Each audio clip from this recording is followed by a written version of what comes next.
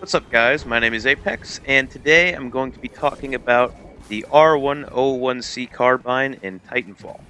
Now, this is going to be a quick weapon review. However, I do actually have specific stats this time, so I can go into more detail on how the gun functions and what is good and bad about it. So let's get started.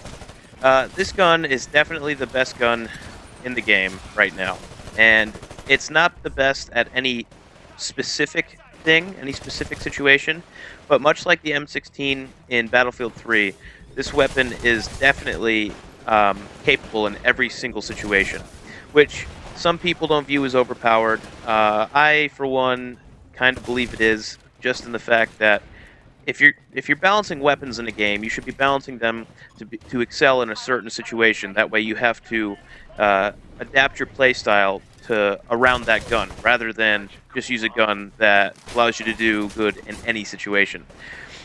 However, some people think that that's not overpowered, and overpowered means that it cannot be beaten in a certain situation. But that's arguable. That's not what I'm going to get into today. So let's take a look at the damage model. Now, the damage model for the Carbine is 50 damage down to 40 damage at 44 meters.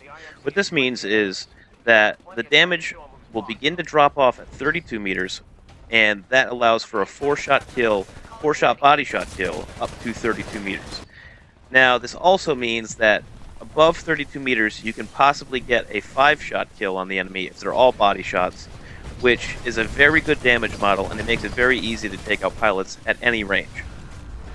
So when you compare this damage model to something that has a much higher damage model but more recoil, like the Spitfire LMG, it's not nearly a fair fight.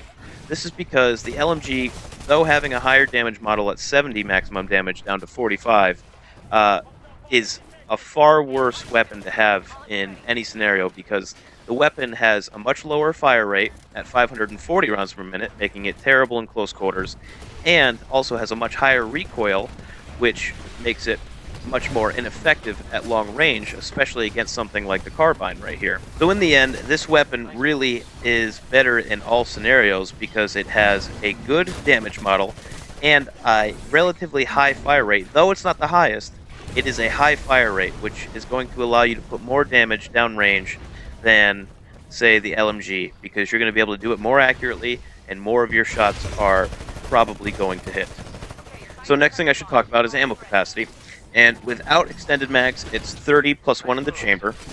With extended mags, this goes up to 40 plus 1 in the chamber, which makes this weapon even better at long range because you're able to not have to reload so often. And speaking of reloading, this has a 2.92 second reload when there is nothing left in the chamber. So that's the long reload. The short reload, I don't have the specific stat on, but I'm estimating it's about 2.2 to 2.3 seconds, which is a very admirable reload time. This is very fast for a gun that is able to be accurate at all ranges. And it's something that's a bit ridiculous. I mean, yes, it's not as fast as some of the SMGs in the game, which it shouldn't be, being that the SMGs are close quarters weapons, and therefore they should have a faster reload time. But it's still very quick, and that's definitely something that makes this gun stand out amongst the rest of the guns. Also, the Hipfire on this weapon is amazing for a weapon that's supposed to be a medium-range monster.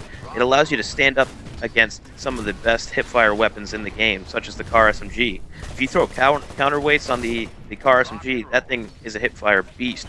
But in this case, I was actually able to stand up against things like the Car SMG and the R-97 SMG, where I really should not have been able to stand up that well against them with this weapon, but I did, and it definitely is a huge contributor to why this weapon is so good, because you don't always have to be aiming down sight, even in close quarters. You're going to really be able to hold your own against a lot of the weapons in this game.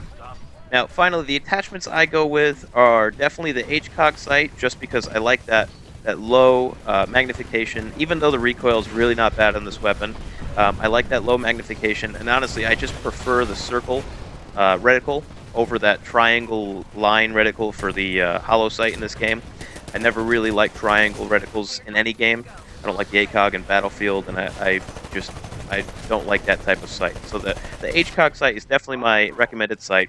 As for the barrel attachment, I would definitely say the extended mags is the way to go on this weapon, because I don't really see much of a point of a suppressor in this game, being that, at least myself, the mini map is not actually, to me, as useful as it is in a game, say, like Battlefield. That's just my opinion, however. But I don't really find the suppressors worth it because they bring down the damage of the weapon to a point where it already is a bit annoying trying to fight these pilots that have 200% health.